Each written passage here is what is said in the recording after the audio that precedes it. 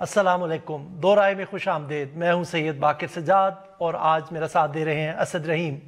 آج پروگرام کے پہلے حصے میں ہمارے ساتھ موجود ہوں گے پاکستان پیپلز پارٹی کے سینئر رہنما سینیٹر فرحت اللہ بابر صاحب، جن سے ہم اپوزیشن کی سیاست کے حوالے سے بات کریں گے۔ کچھ دنوں سے حکومت اور اپوزیشن کے درمیان کھینچا تانی دیکھنے میں آ رہی تھی۔ اپوزیشن کی آل پارٹیز کانفرنس کی خبریں بھی سامنے آ رہی تھیں۔ مولانا فضل الرحمان اس معاملے میں کافی متحرک دکھائی دیے، مگر چند دن پہلے زرداری صاحب نے اسمبلی میں ایک اہم تقریر کی جس سے حکومت کے لیے یہ پیغام گیا کہ پیپلز پارٹی حکومت کے ساتھ مفاہمتی پالیسی اپنانے جا رہی ہے۔ پیپلز پارٹی کے اس رویے میں اچانک تبدیلی کیسے آئی، اس پر بھی بات کریں گے۔ اس کے ساتھ ساتھ آسیہ بی بی کے عدالتی فیصلے اور اس معاہدے کی بھی بات کریں گے جو حکومت اور مظاہرین کے درمیان طے پایا۔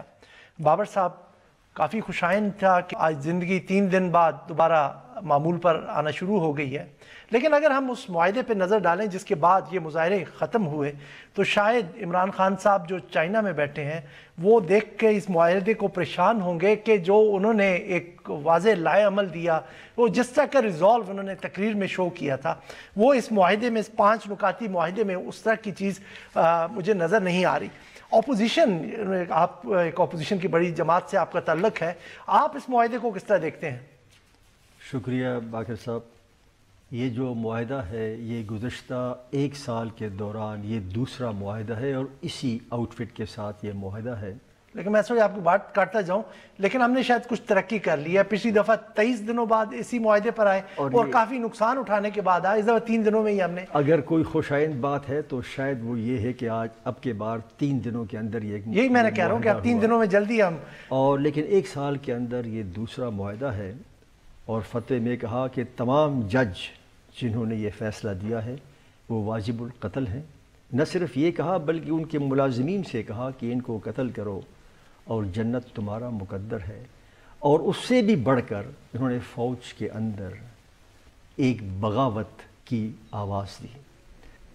پہلی بار ریاست کے ان 2 اہم اداروں کے بارے میں ایسے الفاظ اور ایسا فتویٰ دیا گیا، ایسا پہلے کبھی نہیں ہوا تھا۔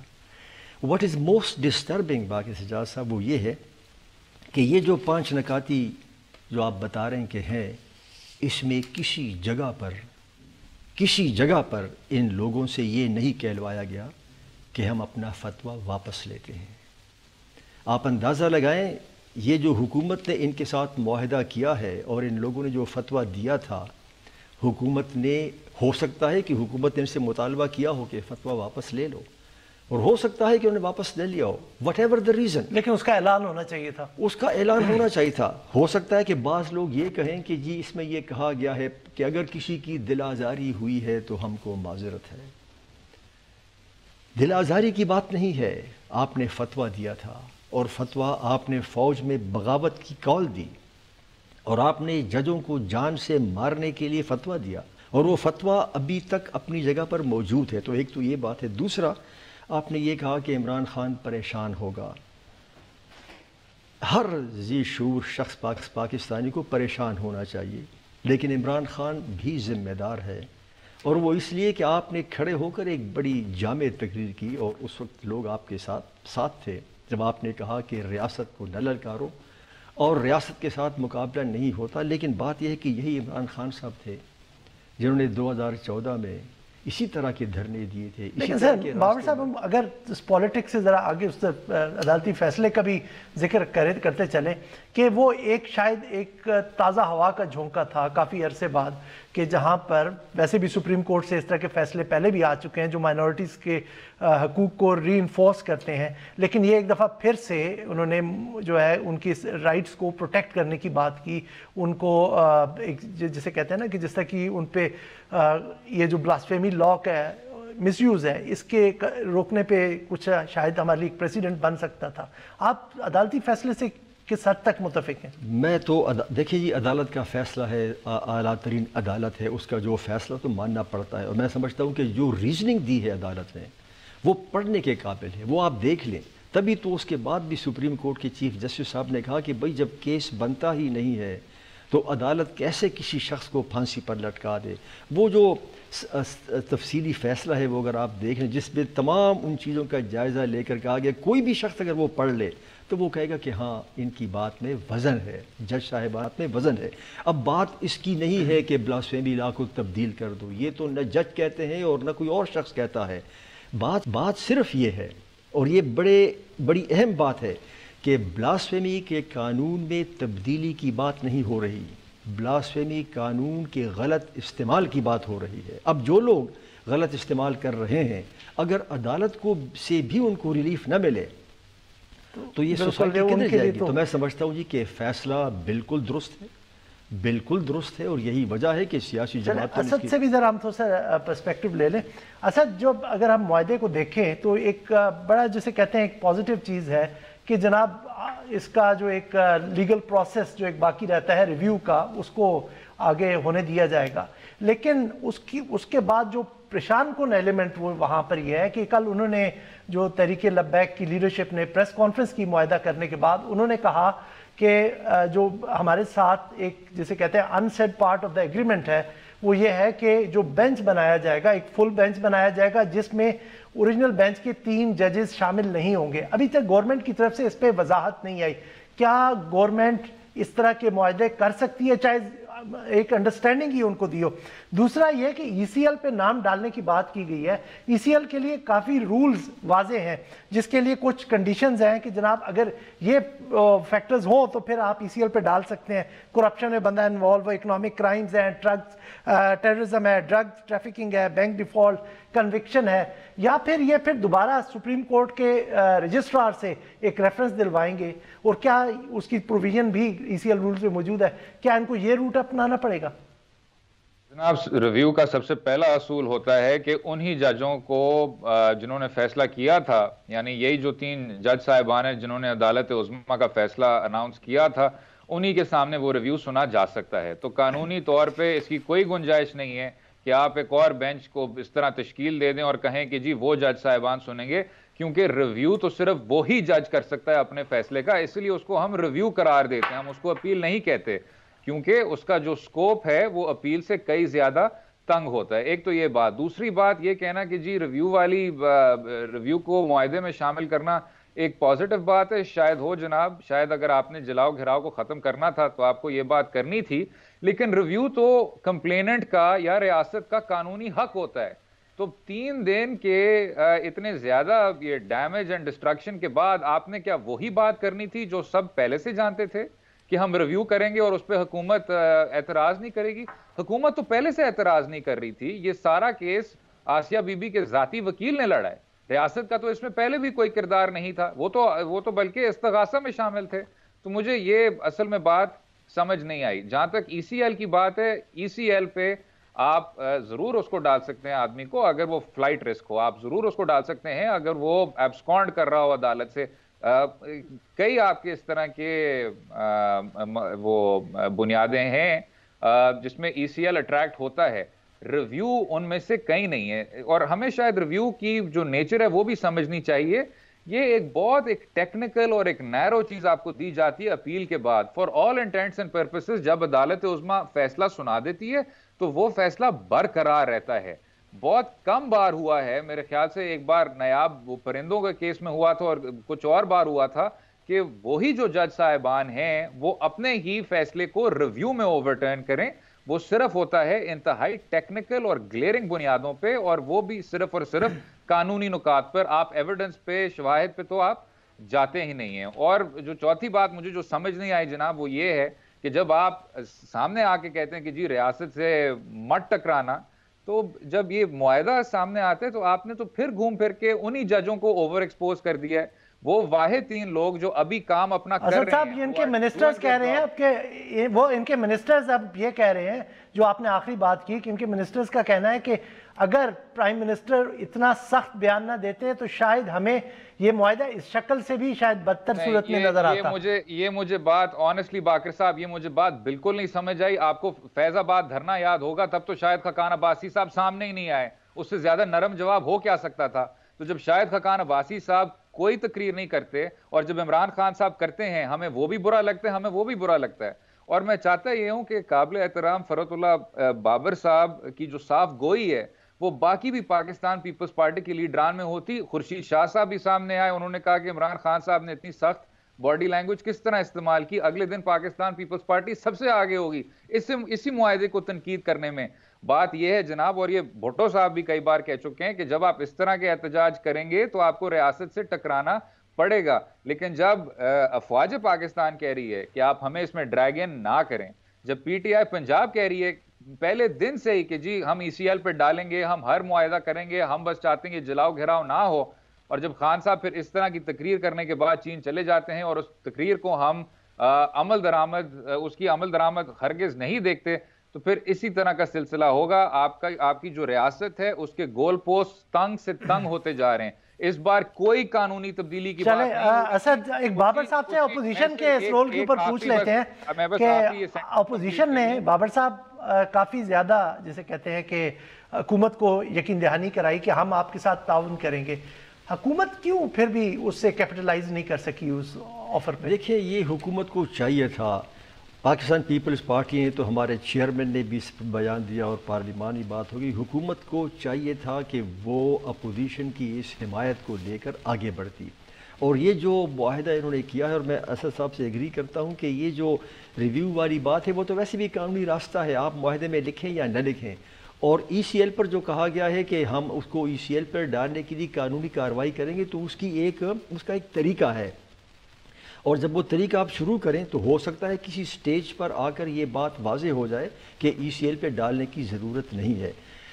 جو غلطی فنڈامنٹل حکومت سے ہوئی ہے وہ یہ ہے, میں سمجھتا ہوں کہ جب عمران خان صاحب نے ببانگ دہل کہا اور چیلنج کیا, اور اس وقت سیاسی جماعتیں جو تھیں ان کے ساتھ تھیں, اس کے بعد ان کو اپنی بات کو منطقی لاعمل تک پہنچانے کے لیے اس طرح کا معاہدہ نہیں کرنا تھا. لیکن یہ کہنے کے بعد میں کہتا ہوں کہ اب بھی وقت ہے, اور وہ وقت یہ ہے کہ آپ بے شک اس معاہدے کی خلاف ورزی نہ کرو, آپ نے معاہدہ کر لیا ہے, but there is a way out. اور وہ وے آؤٹ یہ ہے کہ اس میں آپ نے یہ کہہ دیا ہے کہ جن کو گرفتار کیا گیا ہے ان کو ہم چھوڑ دیں گے, لیکن اس معاہدے میں اگر صاحب کسی جگہ پر بھی یہ نہیں ہے کہ جن لوگوں نے فتویٰ دیا ہے ان کو قانون کے دائرے میں لایا جائے گا. کوئی وجہ نہیں ہے اس وقت, میں سمجھتا ہوں کہ اس معاہدے کی آپ پاسداری کرو, آپ نے سائن کیا ہے, غلط کیا ہے لیکن آپ نے کر دیا ہے, لیکن اس معاہدے میں کہیں بھی یہ ذکر نہیں ہے کہ جنہوں نے یہ فتویٰ دیا ہے وہ فتویٰ واپس لیں. اگر فتویٰ واپس نہیں لیتے تو قانون حرکت میں آئے گا, اور اگر آپ ایسا نہیں کرو گے تو آپ ریاست کے دو انتہائی معتبر اور انتہائی اہم ستون جو ہے ان کو. بالکل بابر صاحب, اگر حکومت یہ ایک اہم قدم نہیں لیتی اس جو بھی ابھی احتجاج ختم ہونے اور اس معاہدے کے بعد, تو یقیناً اس کی کلیئرٹی پہ کوسچن اٹھائے جائیں گے. اس کے ساتھ ناظرین ایک بریک لیتے ہیں, اور جب بریک سے واپس آئیں گے تو پیپلز پارٹی کی کچھ پولیٹیکل اسٹریٹجی پہ بات ہوگی.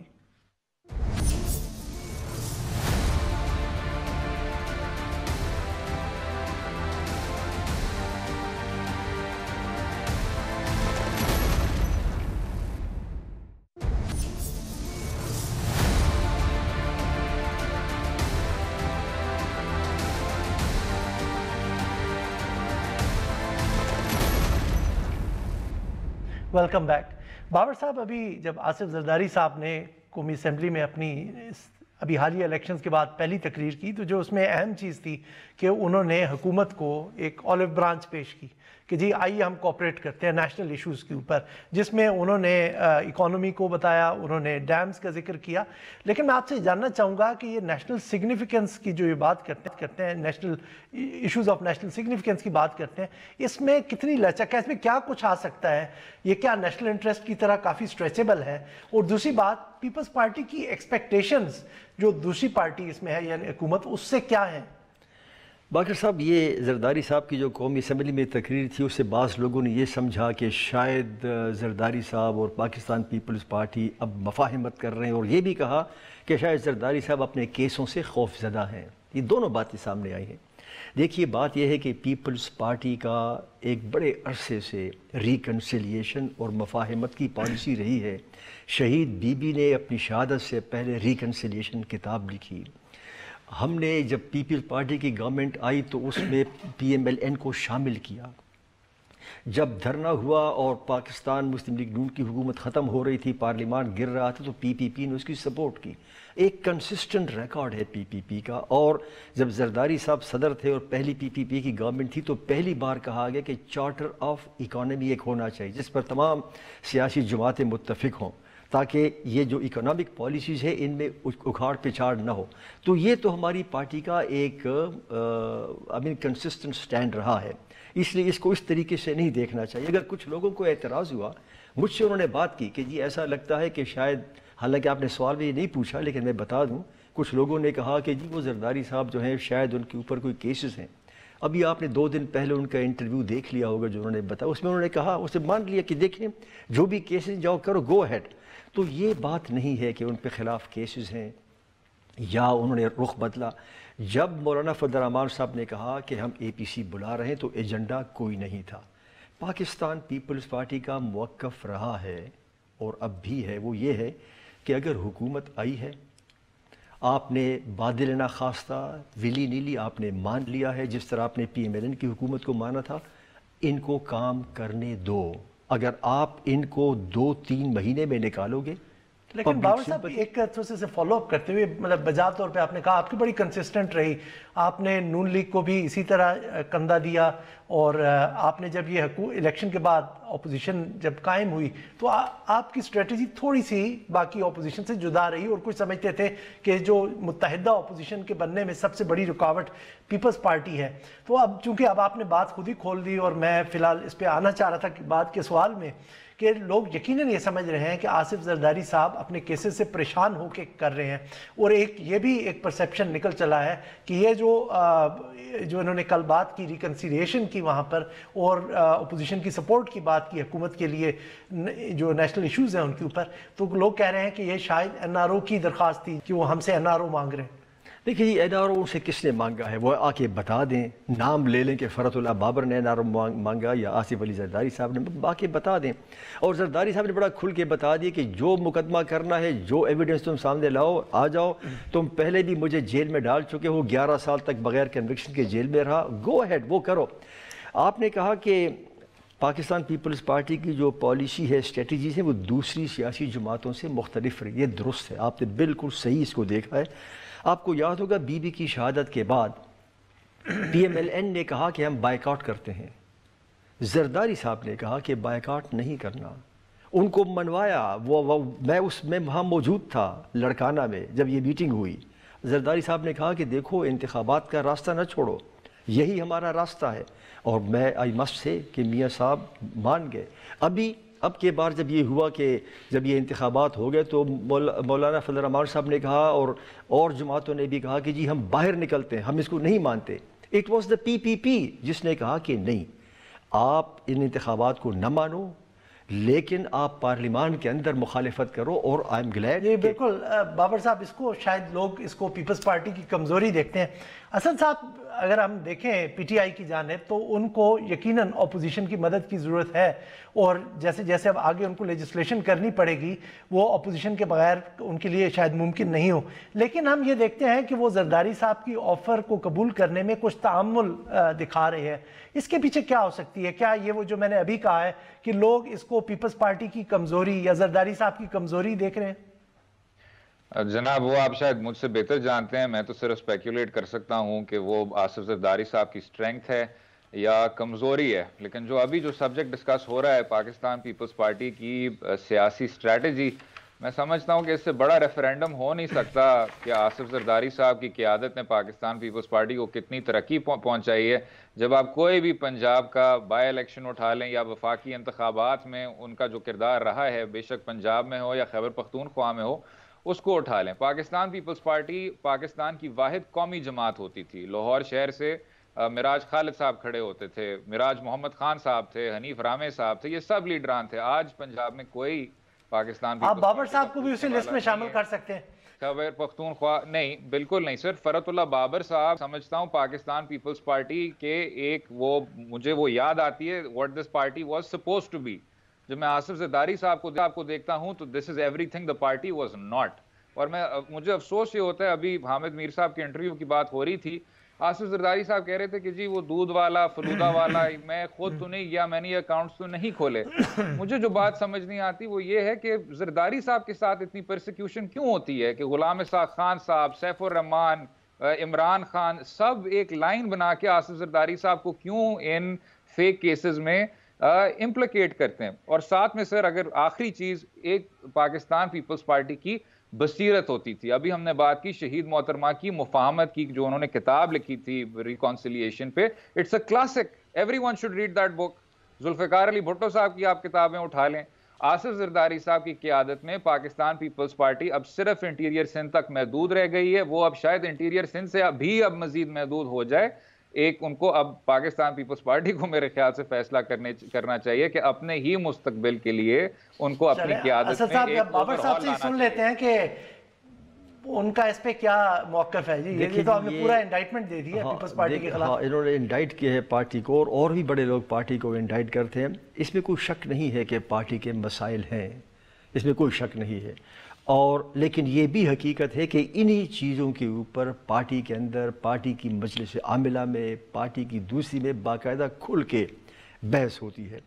ہم اگر یہ نظر آ رہا ہے بادی النظر میں کہ اس وقت پی پی پی سندھ تک محدود ہو گئی ہے, تو اس کی کوئی وجوہات بھی ہیں, کیونکہ ہم سمجھتے ہیں کہ انتخابات میں منظم طریقے کے ساتھ اس کو ایسا پلان کیا گیا کہ پی پی پی کنفائن ٹو سندھ. لیکن اس کا مطلب یہ بھی نہیں ہے کہ پی پی پی کے اندرونی مسائل نہیں ہے, لائک آل پولیٹیکل پارٹیز. اور آپ دیکھیں, میں اسد صاحب کی خدمت پہ گزارش کروں گا کہ یہ پاکستان کی سیاست کا المیہ ہے کہ جو ریزسٹنس پالیٹکس تھی, وہ ریزسٹنس پالیٹکس مفقود ہوتی جا رہی ہے. اور یہی وجہ ہے کہ اب جرنلزم میں بھی ریزسٹنس جرنلزم ختم ہوتی جا رہی ہے. اور یہی پاکستان کا سب سے بڑا المیہ اس لیے ہے کہ یہ سیکیورٹی ڈریون سوسائٹی ہے.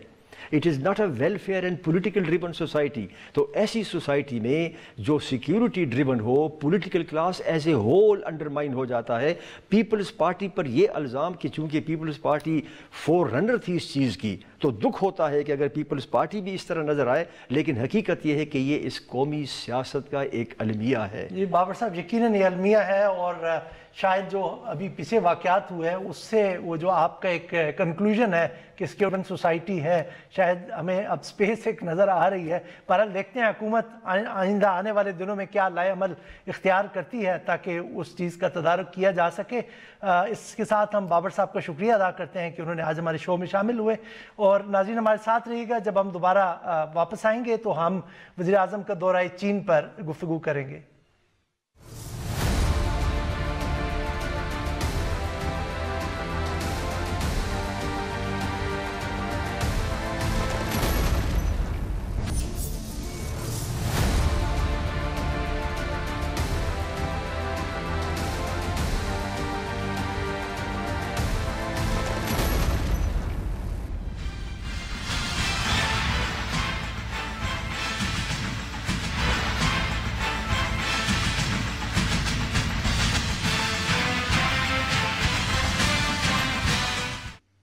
Welcome back. اس حصے میں بات کریں گے وزیر اعظم کے دورہ چین کی, جہاں مختلف معاہدوں اور مفاہمت کی یادداشتوں پر دستخط ہو رہے ہیں. مختلف حوالوں سے اس دورے کو کافی کامیاب بھی کہا جا رہا ہے, اور یہ بھی امید کی جا رہی تھی کہ وزیر اعظم کی چین سے واپسی پر وہ اپنے ساتھ امداد لے کے آئیں گے جو ملک کی معیشت کی جھولتی کشتی کو کسی حد تک سہارا دے پائے گی. اس کے بعد IMF کی طرف شاید یہ امید تھی کہ نہ جانا پڑے.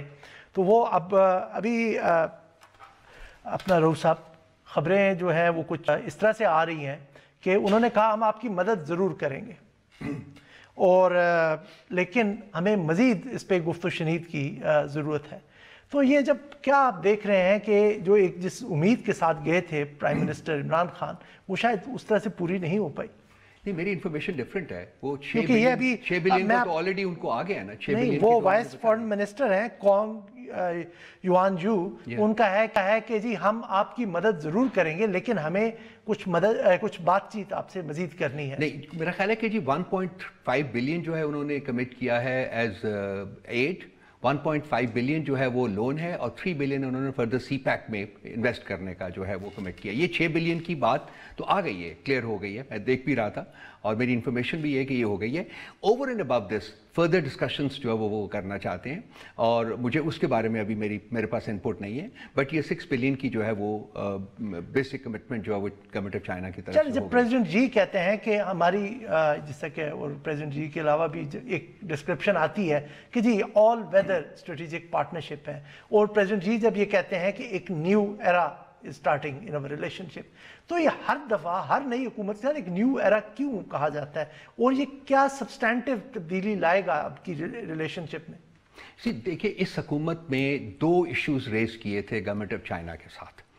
एक था इनकी अपनी प्रायोरिटीज़ का, और दूसरा था टर्म्स ऑफ एंगेजमेंट का। इस हुकूमत की थिंकिंग ये थी कि जी जो प्रायोरिटीज़ हैं वो सही नहीं रही, और उनकी शायद जो प्रीवियस हुकूमत की जो प्रायोरिटीज़ थी उसको ये शेयर नहीं करते थे। इनका जो इंटरेस्ट है वो ये है जी कि वो प्रायोरिटीज़ सिर्फ इंफ्रास्ट्रक्चर और एनर्जी जनरेशन से हट के जो इनकी अपने एजेंडा की प्रायोरिटीज़ है, मसलन education, health, social sector, human stock जो है उसमें पॉवर्टी एलिविएशन, उसकी तरफ जाया जाए। सो एक तो ये डिस्कशंस हुई हैं, and I think broad agreement इसके ऊपर आ गया है कि किस तरीके से प्रायोरिटीज़ को चेंज करेंगे। और दूसरा जो इक्वली इंपॉर्टेंट है वो है टर्म्स ऑफ एंगेजमेंट। इस हुकूमत की कंटेंशन ये है कि जिन टर्म्स के ऊपर पिछले 3, साढ़े 3, 4 साल से सीपैक में काम हुआ है, उससे जो पाकिस्तान की इंडस्ट्री और पाकिस्तान का जो एम्पावर्ड तबका है जो कि अनएम्प्लॉयड है, उसको कोई ज़्यादा फ़ायदा नहीं हुआ।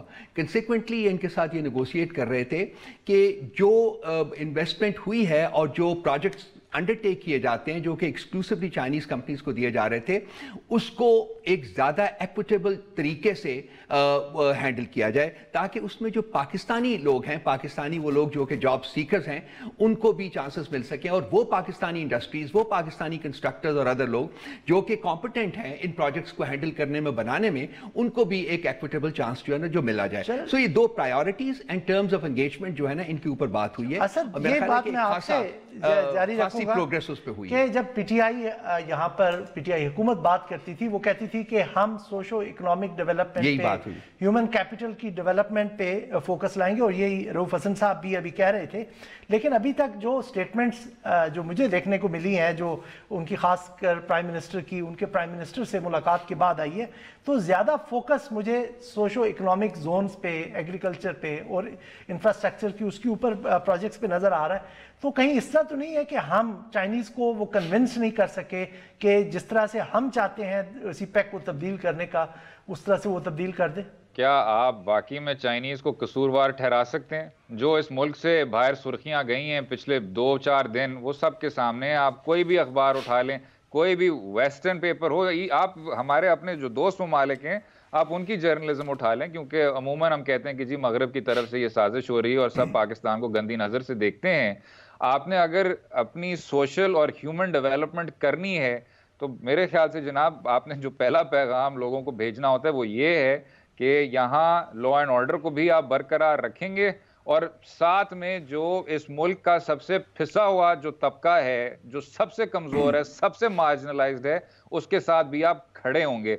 उस तरह तो जनाब वो जो मिसाल है वो तो नहीं देखने को मिली जिस तरह रियासत ने मुआहदों में शमूलियत इख्तियार की है, जिस तरह आप उसी तंजीम के सामने फिर से हाथ खड़े कर देते हैं। This is the second time in 2 years, और गोल पोस्ट जो हैं वो तंग से तंग होते जा रहे हैं। इसके बाद वो इससे भी ज्यादा कोई स्पेशलिस्ट डिमांड करेंगे और वो भी आप उनको दे देंगे। सिर्फ मैं ये कहना चाह रहा हूँ जनाब बाकिर साहब कि इमरान खान साहब से ज्यादा मेरे ख्याल से कम ही वज़राए आज़म हैं इन रीसेंट हिस्ट्री जिन्होंने इतना ज्यादा डोमेस्टिक अफेयर्स को तरजीह दी है बैन अल-अक़वामी फॉरेन अफेयर्स के निस्बत। ये समझते हुए शायद उनको हमारा जो यहाँ सोशियो इकोनॉमिक डेवलपमेंट का जो हाल है उस पर थोड़ा सा ये फोकस करना चाहिए कि हम क्या कर रहे हैं और रियासत के अदारे क्या कर रहे हैं और हम बाहर भी क्या पैगाम भेज रहे हैं जब हम कहते हैं चीन से और सऊदी अरब से और बाकी दोस्त ममालिक से कि जी यहाँ आप सरमाया लाएं। कोई आदमी सरमाया लाने को तैयार नहीं होगा जब तक आप अपनी अदालत उज़्मा के फैसले पे 3 दिन जलाओ घिराव करेंगे और फिर उन लोगों को नवाजेंगे। I am sorry for speaking on a slightly different. जो हमें अपना डोमेस्टिक फ्रंट पे भी कोर्स करेक्शन की जरूरत है। नाज़रीन, एक मुख्तसर सी ब्रेक पे जाते हैं और जब ब्रेक से वापस आएंगे तो वज़ीर आज़म के दौरे चीन पर गुफ्तगू जारी रहेगी।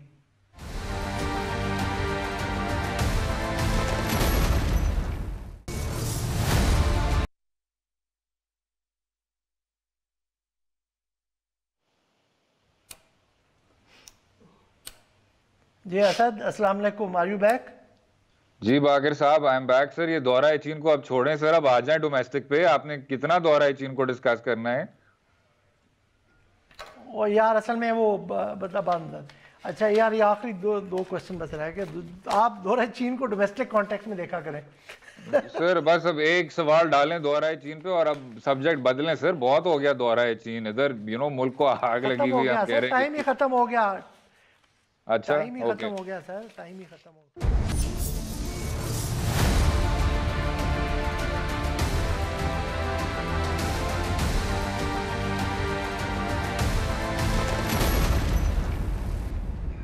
Welcome back.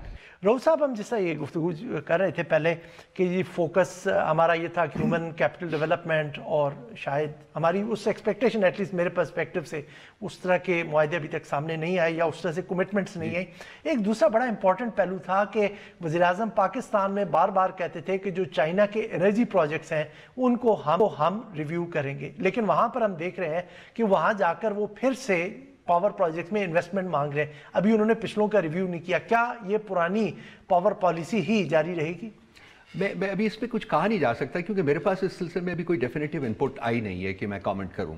मेरी इन्फॉर्मेशन जो है उससे पहले की, उनके वहां चाइना जाने से पहले की यही थी कि वो चाह रहे हैं कि रिव्यू हो, और वो इंटरेस्टेड नहीं थे फर्दर इन्वेस्टमेंट की एनर्जी जनरेशन प्रोजेक्ट्स में, इसलिए कि वो फील करते हैं कि जनरेशन जो प्रॉब्लम नहीं है, पाकिस्तान का काफ़ी देर से जनरेशन प्रॉब्लम नहीं रहा हुआ, बल्कि ट्रांसमिशन जो है एनर्जी की वो एक प्रॉब्लम है, और वो चाहते थे कि वहाँ इन्वेस्टमेंट लाई जाए। तो मुझे नहीं पता कि वहाँ क्या मुआहदे हुए हैं, क्योंकि मेरा ख्याल आज काफ़ी मुआहदों के ऊपर दस्तखत भी हुए हैं।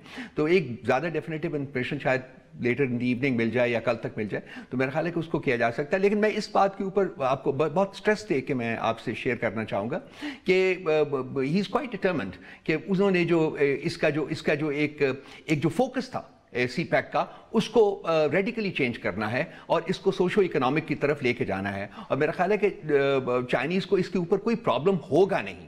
मुझे कुछ समझ नहीं आएगी। और मेरी भी जो इनपुट है, मुझे 2 ब्रीफिंग्स भी दी गई हैं वहाँ, चाइनीज़ की तरफ से भी दी गई हैं, और उसमें भी उन्होंने कहा है जी कि आपकी जो प्रायोरिटीज़ हैं हम वो करते रहें जो आप हमें कहते रहें, हम उसको एकोमोडेट करते रहें। और अगर इस हुकूमत की प्रायोरिटीज़ डिफरेंट होंगी और ये किसी और तरफ इस डायरेक्शन को ओवरऑल एम्बिट में रह के, वो जो पैरामीटर्स हैं CPEC के, उनमें से तो बाहर आप नहीं निकल सकते। तो वो इसको मतलब इसमें उनको कोई प्रॉब्लम नहीं होगा हुकूमत की नई प्रायोरिटीज के साथ। अगर हम थोड़ा सा इसको CPEC को डोमेस्टिक कॉन्टेक्स्ट के साथ भी लिंक कर लें, तो एक एंटिसिपेशन हो रही थी कि CPEC में जो प्रोग्रेस है वो अब स्लो डाउन की तरफ जा रही है, और उसके पीछे हमारे अपने इकोनॉमिक रीजंस भी हैं, और जो आपने डोमेस्टिकली देखा तो वो भी सारे फैक्टर्स कंट्रीब्यूट कर रहे हैं। आप क्या समझते हैं कि बजाय कि बाहर जाके हम पहले लोगों से इमदाद मांगी, क्या हमें अपना घर दुरुस्त नहीं करना चाहिए?